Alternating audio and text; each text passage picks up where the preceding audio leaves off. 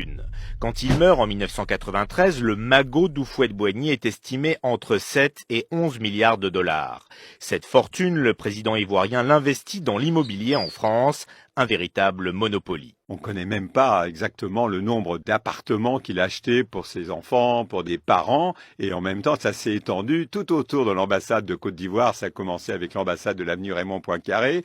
Ils ont racheté tous les immeubles autour, des hôtels particuliers.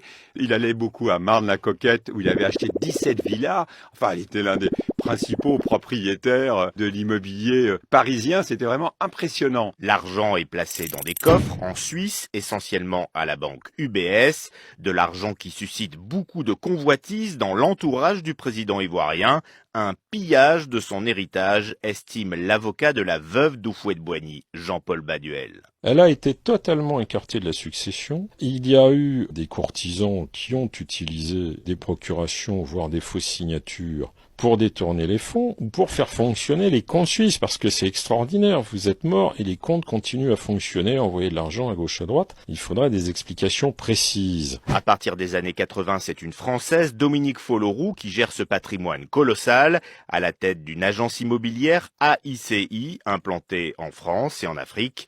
Sa gestion intrigue un ancien conseiller du président Gbagbo, Bernard Oudin, qui dit avoir retrouvé la trace de virements effectués depuis un compte UBS d'Houphouët-Boigny. Il y a à peu près l'équivalent de 24 millions de francs français qui sont transférés entre le compte d'Houphouët-Boigny et le compte de Madame Folloroux à l'époque.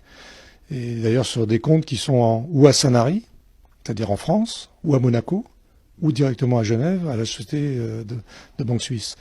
Si c'est la rémunération de ces activités de gestionnaire des comptes du patrimoine d'Houphouët-Boigny, pourquoi ça atterrit sur son compte personnel et pas celui de l'entreprise qui gère? Au début des années 90, Dominique Folloroux épouse Alassane Ouattara, l'actuel président ivoirien. L'influente femme d'affaires Dominique Ouattara est donc devenue la première dame de Côte d'Ivoire. Contacté, son responsable de la communication a refusé de répondre à nos questions.